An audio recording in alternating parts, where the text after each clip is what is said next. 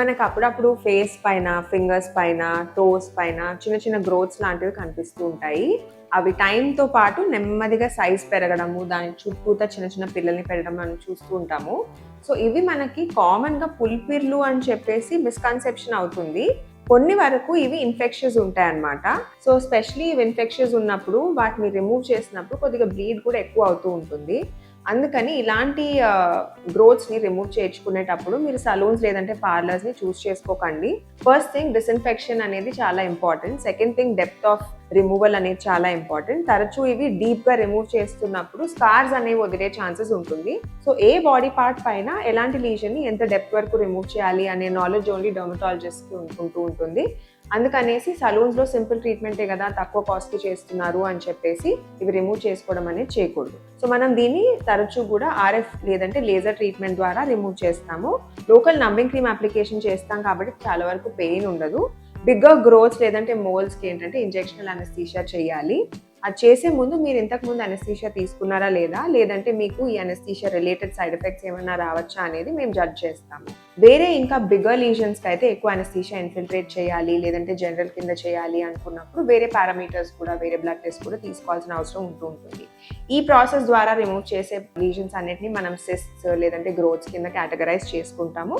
And దీని treatment అనేది చాలా సింపుల్. చిన్న గ్రోత్స్ అయితే ఆల్మోస్ట్ 15 minutesలో అలా రిమూవ్ అయిపోతూ ఉంటుంది.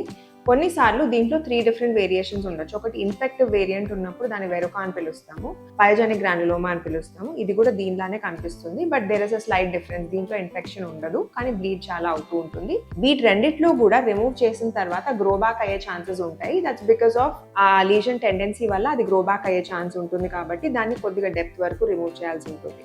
వెరీ డీప్ వెళ్ళినప్పుడు బ్లీడింగ్ ఆగదు అనుకున్నప్పుడు సూచర్స్ అంటే స్టిచెస్ వేయాల్సిన అవసరం కూడా పడుతూ ఉంటుంది. యూజువలీ ఫింగర్ టిప్స్లో లేదంటే నెక్ పైన లేదంటే లిప్ ఆర్ నోస్ కార్నర్స్లో ఇవి వచ్చే ఛాన్స్ ఉంటుంది. అందుకని మనం స్కిన్ ఇలా పిన్ చేయడము, గిల్లడము, ఏదైనా చిన్న దద్దులా ఉన్నప్పుడు దాన్ని ఎక్కువగా గిల్లడం అది చేసినప్పుడు ఈ నెయిల్స్లో ఉన్న వైరస్ స్కిన్ లోపలికి వెళ్తుంది కాబట్టి ఈ వెరుక అనేది గ్రో అవుతుంది. లేదంటే ఎక్కువగా వెట్ వర్క్, పాదాలు నీళ్ళలో నానిపోవడం, స్వెట్ ఎక్కువగా రావడం, వేరే వాళ్ళ షూస్ వేసుకోవడం, లేదంటే మన షూస్నే వాష్ చేయకుండా అలానే మళ్ళీ వేసుకోవడం, ఆ డస్ట్ స్కిన్లోకి ఎంటర్ అవ్వడం, వీటి రీజన్స్ వల్ల కూడా మనకు వెరుక అనేది వస్తుంది. ఈ వైరస్ అనేది మనకి చాలా కామన్గా ఇండియా కదా, డస్ట్ అన్ని దగ్గరలో ఉంటుంది కాబట్టి ఈవెన్ ఈ టేబుల్ సర్ఫేస్ పైన, మన క్లోత్స్లో, ఈ ఏరియా అన్నిట్లో కూడా మనకి ఈ వైరస్ కామన్గా ఉంటుంది. వేరే వాళ్ళతో షేక్ హ్యాండ్ చేసినప్పుడు కూడా ఈ వైరస్ మనకు అంటుకోవచ్చు. అందుకనేసి మీరు ఎవరైనా మీ ఫేస్ టచ్ చేస్తున్నా, మీ థ్రెడ్డింగ్ చేస్తున్నా, లేదంటే మీకు ఫేషియల్ అప్లై చేస్తున్నా వాళ్ళ హ్యాండ్స్ ఎలా ఉన్నాయనేది చూసుకోవడం చాలా ఇంపార్టెంట్. చాలాసార్లు మేము పేషెంట్స్ ఫేసెస్ పైన ఈ ప్లెయిన్ వాట్స్ గ్రోత్స్తో రావడం కూడా చూస్తూ ఉంటాము. ఇది ఎందుకు జరుగుతుంది అంటే అన్క్లీన్ డివైజెస్ యూజ్ చేసినప్పుడు, ఫర్ ఎగ్జాంపుల్ గ్వాషా ఇట్లాంటివి యూజ్ చేసినప్పుడు, లేదంటే ఈ హ్యాండ్స్తోని స్క్రబ్స్ అవి చేయించుకుంటున్నప్పుడు వేరే వాళ్ళ చేతికి ఉన్న ఇన్ఫెక్షన్, లేదంటే మన స్కిన్ సర్ఫేస్ సరిగా క్లీన్ చేయకుండా మన ఫేస్ పైన మనమే స్క్రబ్ చేసుకున్నప్పుడు కూడా ఈ వైరస్ అనేది స్కిన్లోకి ఎంటర్ అవ్వడం చాలా ఫ్రీక్వెంట్గా జరుగుతుంది. సో ఈ వైరస్ చాలా స్లో గ్రోయింగ్ కాబట్టి మనం ఈ ఈవెంట్ జరిగిన 2 to 6 months వరకు కూడా నెమ్మదిగా లీజన్స్ పెరుగుతూ ఉంటాయి. అందుకని మీరు గమనించుకోవాల్సింది ఏంటి అంటే ఫేస్ కొన్నిసార్లు మనం మిర్రర్లో చూసుకున్నప్పుడు, కడుక్కున్నప్పుడు సేమ్ స్కిన్ కలర్డ్ పాప్యూల్స్ వస్తాయి అన్నమాట. అవి యాక్నే లాగా వచ్చిపోవడం కాకుండా అలానే ఉండిపోతాయి.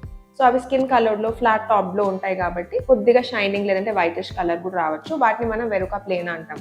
ఇది కూడా సేమ్ అదే వైరల్ ఇన్ఫెక్షన్, బట్ గ్రోత్ అనేది చాలా స్మూత్గా చిన్నగా వస్తుంది అనమాట. సో వీటిని కూడా చిన్నగా ఉన్నప్పుడే రిమూవ్ చేసుకోవడం అనేది చాలా ఇంపార్టెంట్. లేదంటే ఈ చిన్న గ్రోత్స్ కాస్త స్ప్రెడ్ అయ్యి లార్జర్ ఏరియాస్లో స్ప్రెడ్ అయినప్పుడు మనం దాన్ని రిమూవ్ చేసినప్పుడు స్కార్ పడుతూ ఉంటుంది.